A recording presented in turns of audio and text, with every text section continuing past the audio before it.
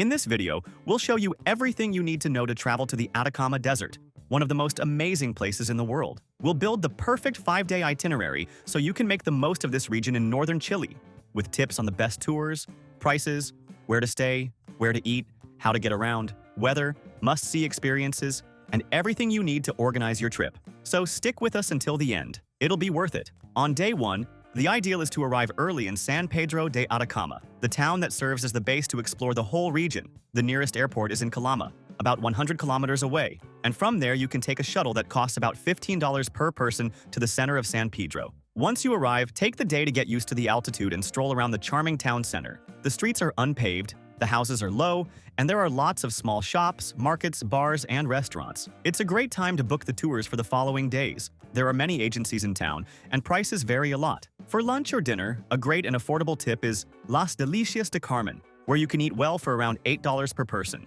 On day 2, start with a lighter tour due to the altitude. A great option is the famous Moon Valley, one of the icons of Atacama. The scenery looks like another planet, with rock formations shaped by the wind and surreal colors. The tour usually starts at 3 p.m. and ends with sunset at a spectacular viewpoint. Entrance costs about $5, and with transport and guide, the full tour is around $25. In the morning, you can visit the Meteorite Museum in town, which has a super interesting collection and costs about $3. At night, if the sky is clear, take the astronomy tour. The Atacama Desert has one of the clearest skies in the world for stargazing, and tours cost around $20 with telescopes and amazing explanations. On day 3, get ready for one of the most breathtaking tours of the trip, the Altiplanic Lagoons and Piedras Rojas tour. It's a full-day trip that leaves early, around 6 a.m., and takes you to see unbelievably beautiful landscapes. Miscanti and Meñique's lagoons sit at over 4,000 meters altitude with stunning blue waters and snowy mountains in the background. The Piedras Rojas area amazes with its reddish rocks contrasting with a crystal-clear lagoon.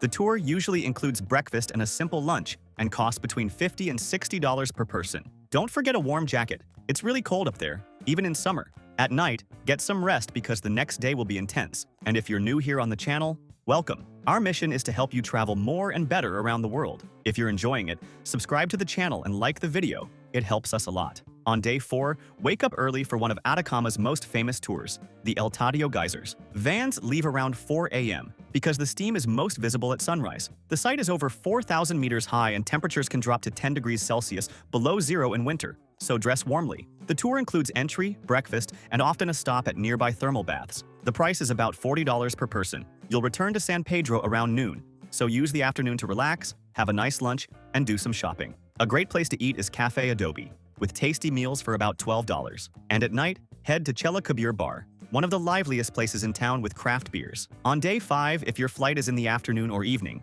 you can squeeze in one last short tour. A great option is Death Valley, very close to town with spectacular rock formations. The tour takes about 3 hours and costs around $20. If you prefer to relax, visit the Puritama Hot Springs, a series of natural hot water pools in the middle of the desert, with entrance around $16. You can go with a tour or by rental car. This tour fits perfectly into the final day before your return transfer to Calama. Regarding transportation, most things can be done with local agencies, but if you want total freedom and to explore on your own, you can rent a car at Calama Airport. A great tip is to pick up your car directly at the airport, since it's the region's main hub. That way, you avoid spending on taxis or shuttles to San Pedro and save time by not needing to go to a rental location later. And remember, booking in advance online is much cheaper and guarantees your car. Now let's talk about shopping. San Pedro isn't a shopping destination, but it has plenty of small shops with local handicrafts, wool clothing, souvenirs, ceramics, and Andean-style products. Caracoles Street is the town's main street, where you'll find everything.